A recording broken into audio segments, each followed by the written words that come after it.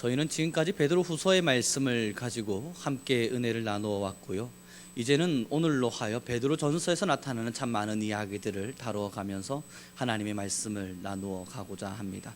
우리 말씀을 함께 나누기 전에 옆 사람과 잠시 인사 나누겠습니다. 매주 이렇게 하는 이유는 이제 저희가 좀 정신을 혼미함에서 깨끗함으로 바꾸기 위함인데, 우리 함께 옆 사람과 잠시 인사 나누겠습니다. 많은 은혜 받으시기를 바랍니다. 함께 하도록 하죠. 그리고 마이크 볼륨을 좀 올려주시기 부탁드립니다. 이 베드로전서를 알기 전에 우리가 꼭 기억해야 될 한 명의 왕이 있어요. 그 왕의 이름은 바로 네로입니다. 이 네로라고 하는 황제, 로마의 황제였는데, 이 네로라고 하는 황제는 우리 성도님들 모두 영화를 통해서 아실 겁니다. 커바디스라고 하는 영화 혹시 아신다면, 그 영화라고 하는 것은 원래 역사가가 이렇게 기록한 책의 제목인데요, 그 영화에 보면 네로 황제가 로마 전역을 불지르는 장면이 나타납니다. 그것만큼 네로라고 하는 황제는 역사상 로마의 역사에서도 가장 추악했던 왕이었습니다. 그 대표적인 예가 첫 번째로는요, 네로가 AD 58년경쯤에 자신의 어머니를 죽입니다. 친족을 살해하는 경우가 많았어요. 로마의 황제들 사이에서는요, 친족들을 많이 살해했습니다. 왕권의 위협을 있었기 때문입니다만, 어머니를 죽인 경우는 네로가 유일했습니다. 그리고 두 번째가 바로 AD 64년경에 있었던 화재 사건입니다. 이 화재 사건이 어떻게 이루어지게 되냐면, 네로가 자기 나름대로의 마음에요, 로마를 좀 정화하고 싶었어요. 그리고 원로원이라고 하는 그 나름대로의 그 지휘권들을 다 물리쳐버리고 싶었습니다. 어떻게 하는 게 좋을까 고민을 하다가 광대 한 명이 그에게 왜 게으르게 앉아 있습니까? 빨리 청산하십시오라는 말에 도전을 받고 로마 전역에 불을 질러버립니다. 그랬더니 로마 시민들이 가만히 있을 수가 없잖아요. 가만히 있을 수가 없어서 네로 황제를 향해서 막 규탄을 이야기하자 로마 황제가 핑계를 대는데, 첫 번째 핑계는 군인들이 실수로 불을 질렀다였습니다. 그런데 이게 말이 안 되잖아요. 군인들이 실수로 그렇게 큰 불을 지를 수는 없거든요. 두 번째 핑계를 댄 것이 뭐냐면 바로 기독교인들입니다. 기독교인들이 로마를 증오해서 불을 질렀다.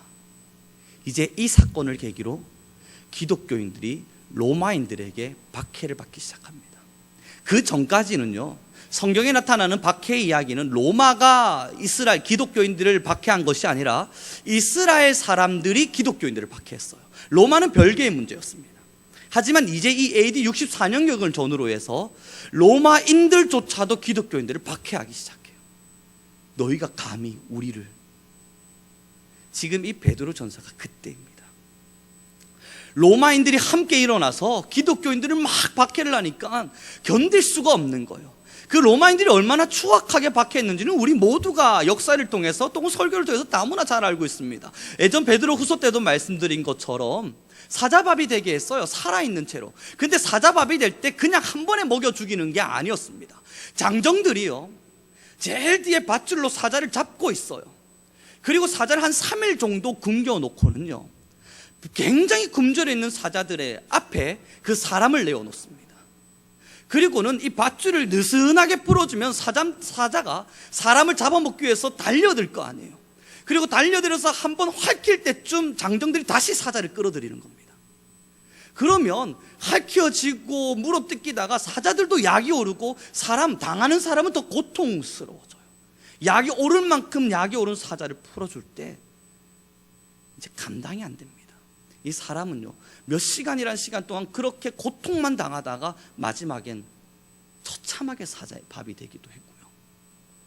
화형을 당할 때에는요, 불을 지펴놓고 불에다가 들어가라 이야기하는 건 양반이었습니다. 폴리캅이라고 하는 70년경에 있었던 그 감독이 그렇게 목숨을 다했는데, 그는 나이가 많았기 때문입니다. 젊은이들이 그렇게 잡혔다가는요, 그들 자체가 장작이었습니다. 장작들을 쌓아놓고, 다시 이야기해서 사람들을 장작으로 쌓아놓고 거기서 불을 지피는데, 큰 불을 가져다가 한 번에 지피는 것이 아니라 조그마한 불씨들을 가지고 사람들을 조금씩 태워 죽였습니다. 얼마나 고통스러웠는지 몰라요. 이러한 역사의 기록들이 등장하는 시기가 바로 이 베드로 전서가 기록된 AD 64년입니다.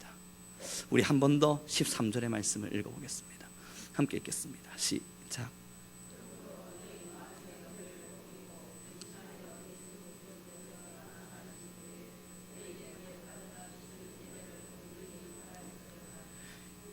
13절입니다. 너희 마음의 허리를 동이고 근신하여 예수 그리스도께 나타나실 때에 너희에게 가져다 주실 은혜를 온전히 바랄지어다. 지금 이 베드로전서가 기록될 당시의 배경은 이미 설명드렸습니다. 많은 형제들이 함께 신앙의 길을 걷던 자들이 처참하게 죽임을 당하는 것들을 못 본 것도 못 들은 것도 아니고 보았고 들었습니다. 언젠간 자기도 그러한 고통을 당할 수 있다는 공포와 그러한 무서움 앞에서 떨고 있었습니다. 그때 베드로가 다가가서 그들을 위로한 게 아니에요. 힘들죠? 어려우시죠? 많이 무서우시죠? 근데 오늘 본문에 뭐라 이야기하냐면 마음을 동이어라. 두려우냐? 무서우냐? 마음을 동이어라. 지금 내가 죽으면 어떡하나? 그 공포 앞에 내가 잡혀서 그 당사자가 내가 되면 어떡하나? 무서워 떨리느냐? 마음을 동이어라. 그 마음이 흐트러져서 공포 앞에 사로잡히지 않도록 마음을 부여잡고 있으라 이야기를 합니다. 그리고 그 뒤에 나오는 이야기가 너무 멋져요. 근신하라. 지금 공포 가운데서 뚫고 있다고요. 너무 무서운 가운데 믿음의 길을 내가 저버리는 것이 맞는 것이 아닌가, 그러한 생각을 하고 있을 때 베드로가 이야기하는 것이 근신입니다. 근신하라. 그리고 이야기하기를 너희에게 가져다 줄 은혜를 온전하게 바랄지어다. 우리는 다시 13절의 말씀을 함께 읽도록 하겠습니다. 시작.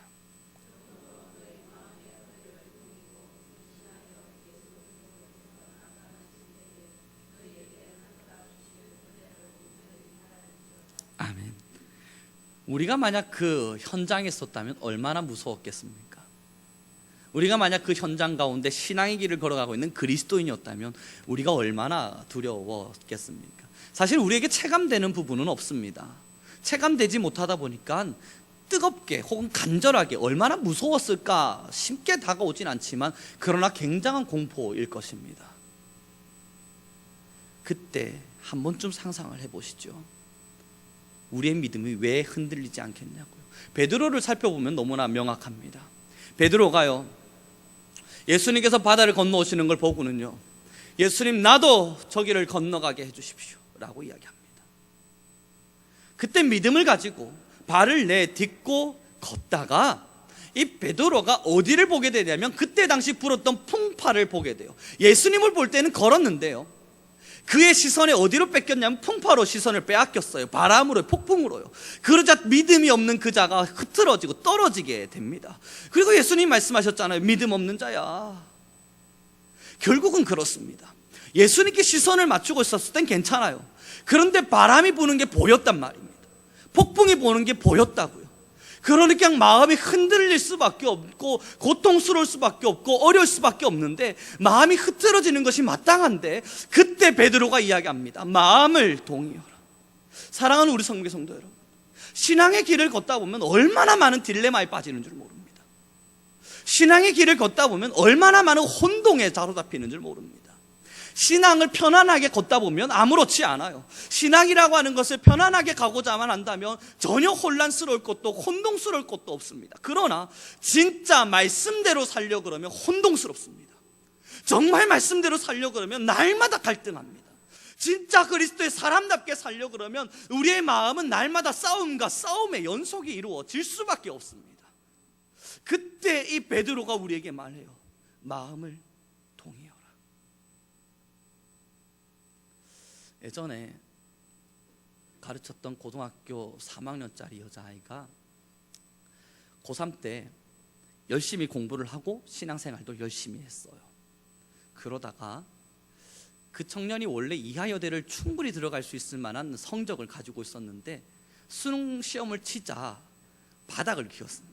저도 깜짝 놀랄 만한 점수를 가지고 온 거예요. 한 번도 그런 적이 없는데 수능 때는 바닥을 기었어요. 그 이하여대에 입학을 당연히 할 줄 알고 그 아빠가 경찰서장이었는데요, 이하여대에 당연히 입학을 할 줄 알고 우리 딸은 뭐 이하여대 당연히 가지 하고 막 자랑을 했다가 큰 코를 다쳤었습니다. 그 성적은 어디 갈 데가 없는 거예요. 그리고 지방에 있는 모 대학에 근근히 합격을 했습니다. 그때 그 청년이 제게 물었어요. 자기 아빠가 교회를 다니지 않는데 교회를 열심히 다니고 신앙생활하고 또한 하나님 말씀대로 살면 주가 우리를 지킨다. 그러니 아빠 걱정하지 마. 나 이하여대 갈 테니까. 그런데 말씀드렸잖아요. 말도 안 되는 점수를 받아왔다. 아빠가 화가 나가지고 제게 전화가 왔어요.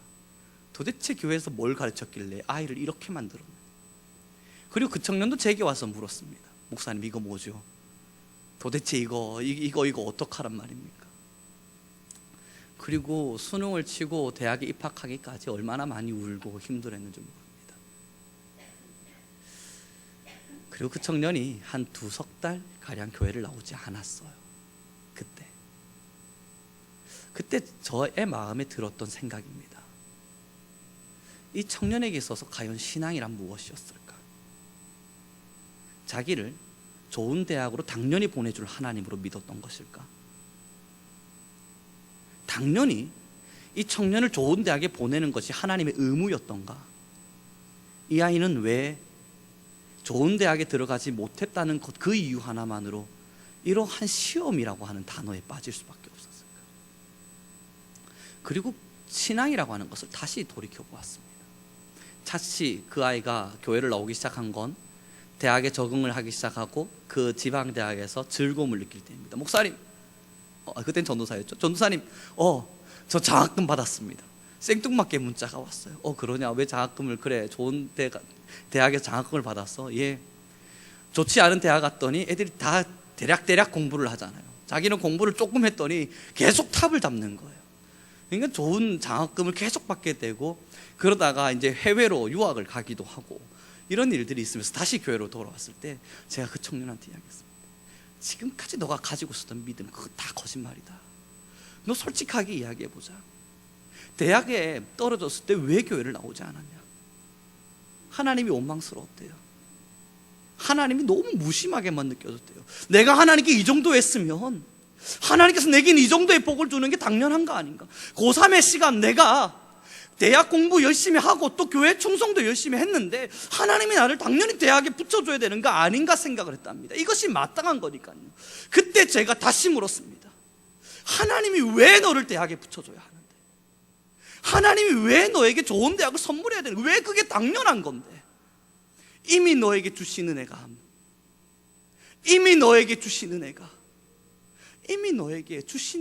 풍족하고 충족하고 만족스러우니. 사랑하는 우리 성도 여러분, 신앙인들이 왜 신앙을 흔들리는지를 보니까 하나님이 변해서는 아니었습니다. 삶이 변하는 것 때문에 신앙이 흔들리더군요. 신앙인들이 왜 믿음이 흔들린지를 보니까, 야, 우리 하나님 진짜 도대체 나한테 어떻게 이럴 수 있지? 왜 그런 질문, 왜 그런 말씀을 하시죠? 돌이켜보니까 자기의 삶의 변화 때문이더군요. 내 삶에 얼마나 힘든 일이 찾아왔는가?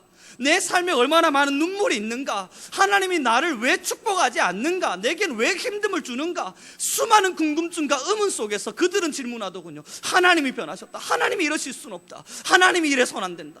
그리고 믿음이 흔들리더라고요. 삶의 환경 때문에요. 그러나 베드로는 이야기합니다. 이 본문을 통해서 하나님의 말씀은 이렇게 이야기를 합니다. 어떠한 삶의 환경, 때로는 목숨이라고 하는 것이 위태로운 환경이 찾아오더라도 마음을 동의하라. 마음이 흔들리지 않도록 하라. 왜냐고요? 그 뒤에 이런 이야기가 기록돼요. 너희에게 가져다 주실 은혜를 온전히 바라라. 그 환경은 흔들릴지 모르나, 죽을 수밖에 없는 환경일 줄 모르나, 믿음이 흔들릴 수밖에 없는 삶의 환경이 열렸을 줄 모르나, 그 뒤에요, 주실 은혜를 온전히 기다리라. 이것 주실 은혜입니다. 우리의 믿음의 시작은 주실 은혜에 대한 기대입니다. 여기서 주실 은혜라는 것은 하나님의 백성으로 우리를 삼아 주심입니다. 사랑하는 우리 성도 여러분, 왜 믿음이 흔들리는가 보았더니 환경 때문이라면 우리가 믿는 하나님이 그렇게 약한 분이던가요? 우리의 믿는 믿음이 환경 때문이라면 우리가 정말 우리의 목숨을 걸고 하나님을 섬기겠노라 이야기할 수 있을 만한 분이던가요? 환경 때문에 믿음은 흔들리는 것이 아닙니다. 그 환경은 그저 우리가 살아가는 삶의 터전일 뿐이에요. 그 환경은 그저 우리가 믿음의 길을 걸어가게 되는 가시덤불일 수도 있고, 우리가 믿음의 길을 걸어가게 되어지는 역경일 수도 있고, 우리가 믿음의 길을 걸어가며 겪게 되는 즐거움과 기쁨과 환희일 수 있지만, 그것이 우리의 믿음을 흔들게 할 만한 이유가 되지는 않습니다.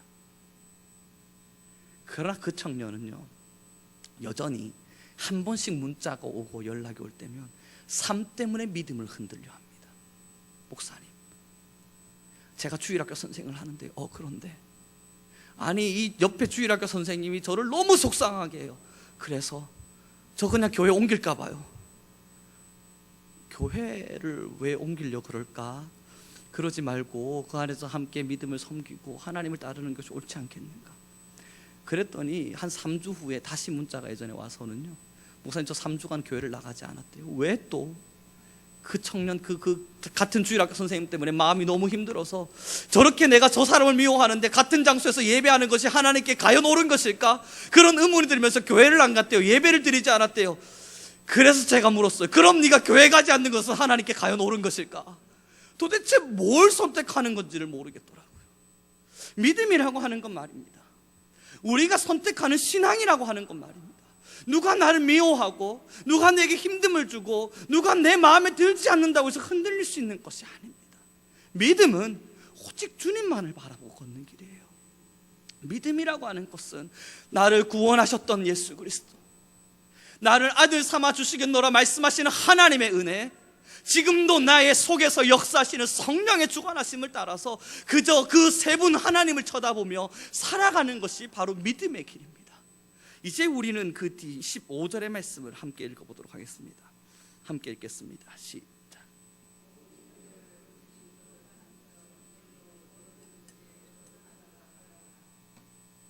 그러면서 이야기 되어지는 본문의 이야기는 이렇습니다. 15절, 오직 너희를 부르신 거룩한 이처럼 너희도 모든 행실에 거룩한 자가 되라. 여기서 중요한 단어는 모든 행실입니다. 거룩이라고 하는 것은 그리스도인들의 마음에 이미 새겨져 있습니다. 그런데 문제는 자기가 거룩하고 싶은 부분에서만 거룩하다는 겁니다. 자기가 거룩하고 싶고 자신이 거룩해야 된다 생각되어지는 부분에서만 거룩하다는 거죠. 성경은 이야기합니다. 모든 행실에서 거룩할지어다. 다시 우리는 15절의 말씀을 읽겠습니다. 함께 읽겠습니다. 시작.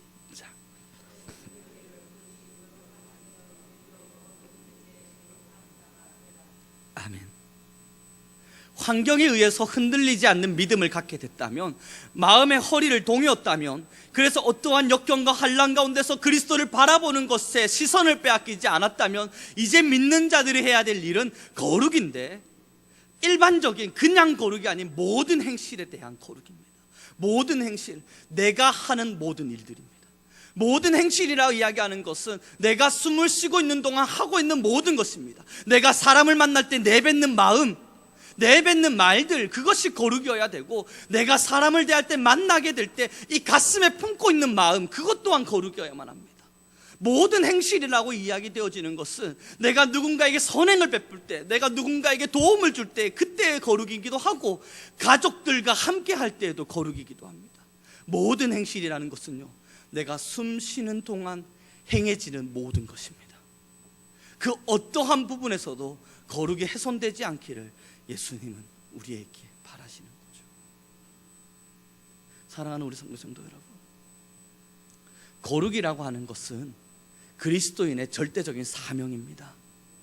거룩이라고 하는 것은 우리가 죽을 힘을 다해 지켜나가야 할 그러한 말씀입니다. 필요를 따라 거룩을 취하는 것이 아닙니다. 예배할 땐 거룩하고, 직장생활에선 비거룩하고, 가정에서 서로 사랑할 때는 거룩하다가 서로 내 마음에 들지 않는 일들이 있으면 당신이 도대체 왜 그러느냐 화를 내며 비거룩하고, 교회 안에서 함께 사랑할 땐, 그럴 때는 거룩하다가 도대체 말이 되지 않는 일들을 할 때는 비거룩하고, 그렇게 이분법적으로 나누어져서 자기가 원할 때만 거룩한 것이 아니라 언제나 어떤 일에도 어떠한 부분에서도 거룩하기 원합니다. 혹여나 우리의 마음에 거룩하지 못함이 있습니까? 때로는 거룩을 추구하지 않으면서도 나는 거룩한 사람인 것처럼, 나는 신앙인인 것처럼 가슴을 피고 살 때가 있습니까? 이 베드로 전서의 가장 마지막은 이렇게 기록됩니다. 우리 함께 보도록 하겠습니다. 5장입니다. 5장 5절의 말씀 함께 읽겠습니다. 시작. 젊은 자들아, 이와 같이 장로들에게 순종하고 다 서로 겸손으로 허리를 동이라. 하나님은 교만한 자를 대적하시되 겸손한 자들에게는 은혜를 주시느니라. 아멘. 성경에서 아까 마음의 허리를 동이라 말되어졌죠. 베드로전서에서 동이라는 말은 2번 나옵니다. 마음의 허리를 동이라, 동이되 겸손으로 동이라. 5절에 이렇게 기록됩니다. 겸손으로.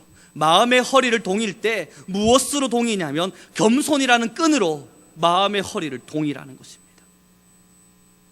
사랑하는 우리 성도 여러분, 신앙인에게 있어서 거룩이라고 하는 숙제가 주어지는 이유는 우리가 얼마나 겸손해야 되는지를 알게 하기 위함입니다. 신앙인에게 끊임없이 거룩이라고 하는, 성화라고 하는 그러한 숙제가 주어지는 이유는 우리가 얼마나 부족한지를 보여주면서 우리에게 겸손을 선물하기 위해서입니다. 이제 마음의 허리를 동이십시오. 신앙인으로 어떠한 삶의 어려움이 있을지라도 그러나 겸손으로 허리를 동이시기 바랍니다. 하나님이 우리에게 주신 은혜는 이미 풍족하고 이미 완벽하기에 우리가 교만히 하나님께 고개를 들고 하나님 내게 왜 이러십니까? 우리는 당당히 말할 수 있는 자격이 없습니다. 나아가 나는 이 정도면 거룩하노라. 하나님 내가 이 정도면 하나님께 잘하지 않았는가? 하나님 내가 이 정도면 주님 앞에서 최선을 다하지 않는가? 말할 수 있는 자격이 우리에게 주어지지 않습니다. 그러니 우리는 겸손할 수밖에 없습니다. 사실 이 베드로 전후서의 이야기들의 말씀들이 말씀으로 준비되어지고 설교를 준비되면서 가장 도전이 되는 것이 저입니다. 어쩌면 가슴 속에 뿌리 깊이 들어가 있는 교만한 쓴뿌리들이 제 마음 안에 참 많아서 끊임없이 교만해질 때가 있습니다. 교만을 드러내고 싶고 누군가에게 이야기를 듣게 되면 나는 다르게 생각한다 말하고 싶어 하고 입을 다물기를 싫어하는 이러한 교만한 마음들 제게 있는 것 압니다. 그리고 이번 금요 기도회를 맞아 기도를 하는데 하나님 앞에서 너무 부끄럽고 죄송한 겁니다. 하늘 아래 제가 과연 무엇이기에, 하나님 앞에서 제가 과연 어떤 존재이기에 그리 교만하게 가슴을 피고 살았는지, 신학의 길을 걸어가면서 하나님의 말씀을 배워가면서 알면 얼마나 알고 배웠으면 얼마나 배웠고 주의 말씀을 깨달았으면 얼마나 깨달았기에 그렇게 교만한 듯 소리치고 살았는지. 사랑하는 우리 성도 여러분, 하나는 확실합니다. 우리는 하나님 앞에 고개 들지 못할 죄인입니다. 우리는 지금 하나님의 은혜가 없이는 살아가지 못할 부족한 사람들입니다. 아무리 많이 배워도요, 그래봤자 거기까지입니다. 학교에서 일을 하다 보니까 참 똑똑하다, 나름대로 똑똑하다는 사람들과 대화를 나눠봅니다. 그래봤자 그들의 지식도 거기까지입니다. 모르는 것 투성이고요, 서로 이야기를 나눠봤자 지식의 한계를 느낍니다. 의사를 만나도 자기도 몰라요. 이 병이 왜 왔는지. 변호사를 만나도 이 법이 왜 이렇게 제정된지 몰라요. 학교 교수님들을 만나도 이건 왜 이런지 몰라요. 다 모르는 가운데 살아갑니다. 그런데 뭐 그렇게 대단하다고 하나님 앞에 건의를 내세울 수 있는지 한 가지만을 기억해 주십시오. 우리는 하나님 앞에 늘 죄인입니다. 왜 하나님이 우리에게 거룩을 명하시냐고요? 성경 전반적인 신약, 구약에서부터 신약에 이르는 모든 길을 거룩하라, 거룩하라, 내가 거룩하니 너희도 거룩하라, 거룩하라, 거룩하라, 거룩하라 끊임없이 말씀하시냐고요. 우리는 죽을 때까지 거룩할 수 없기 때문입니다. 아무리 하나님 앞에서 충성되기 헌신했다 하더라도 그것은 거룩이 아닙니다. 아무리 하나님 앞에서 말씀에 허리를 동이고 정말 최선을 다해 살았다 하더라도 우리는 부족한 죄인에 불과합니다. 우리가 아무리 헌신을 다해서 10,000,000명을 전도했다 하더라도요, 우리가 죽을 힘을 다해서 주의 말씀을 읽었고 배웠고 익혔다 하더라도요, 우리는 한 가지 확실합니다. 영원한 죄인이었음을. 그러니 우리는 기도해야 합니다. 그러니 우리는 무릎 꿇어야 합니다. 그러니 우리는 하나님 앞에 고백해야 합니다. 하나님이 죄인을 용서하시되 내가 이 거룩의 숙제를 끝까지 풀어나갈 수 있게 허락하소서. 내 삶의 환경 때문에 믿음이 흔들리는 연약함이 없게 하시고 끝까지 마음의 허리를 동이되 겸손으로 허리를 동이어서 겸손함으로 주의 말씀과 하나님의 사랑을 기억하게 하옵소서. 축복합니다. 이제 저희는 이 베드로 전서의 말씀으로 또 함께 몇 주간의 시간에 말씀을 나누어 가게 될 텐데, 오늘 시작과 함께 꼭 기억해 주셨으면 좋겠는 한마디입니다. 거룩하십시오. 그러나 거룩하지 못함을 인정하십시오. 어떤 환경이 있을지라도 흔들리지 않는 믿음으로 마음의 허리를 동이십시오. 그러나 겸손으로 허리를 동이십시오. 말씀을 마무리 짓겠습니다. 삶의 환경은 어떻게 우리에게 다가올지 모릅니다. 아무리 오랜 시간 기도하셔도 이해할 수 없는 일들이 찾아올 수 있습니다. 그것은 하나님이 변하신 것이 아니라 마땅한 것입니다. 그것으로 인해서 우리의 믿음이 흔들릴 이유가 없는 것은 하나님의 사랑은 불변하시기 때문입니다. 우리의 환경에 따라 하나님의 사랑이 있느냐 없느냐로 따져줘서는 안 됩니다. 내게 축복을 주시면 하나님이 나를 사랑하시는 것이고, 내게 환난과 핍박이 오면 하나님의 사랑이 내게서 떠난 것이라 생각해서는 안 됩니다. 하나님의 사랑은 불변하게 우리를 끊임없이 지속적으로 지키실 것이나 우리의 삶은 바뀔 수 있습니다. 이것이 지금 이 시대를 살아가는 사람들의 숙제입니다. 그러나 환경에 의해서 믿음이 흔들리지 않으면 우리를 구원하신 주님이 지금도 우리를 사랑하고 계시고, 그 사랑하는 주님 앞에 우리는 무릎을 꿇을 준비가 되어 있기 때문입니다. 그러나 꼭 기억해 주십시오. 내가 진짜 살아있는 그리스도인인지를 확인할 수 있는 유일한 방법, 거룩을 사랑하십니까? 죄를 사랑하십니까? 거룩을 따르기를 원하십니까? 죄인된 모습을 그저 그렇게 받아들이며 살기를 원하십니까? 겸손하십니까? 교만하십니까? 겸손을 따르기 위해서 날마다 기도하며 하나님의 사랑을 구하십니까? 나 정도면 됐지, 이 정도 신앙이면 됐지, 이만큼이면 하나님도 나에게 축복하셔야지 라는 착각 속에 신앙을 잘못 만들고 계십니까? 이 질문이 우리의 진짜 진위 여부를 결정하게 해줄 것입니다.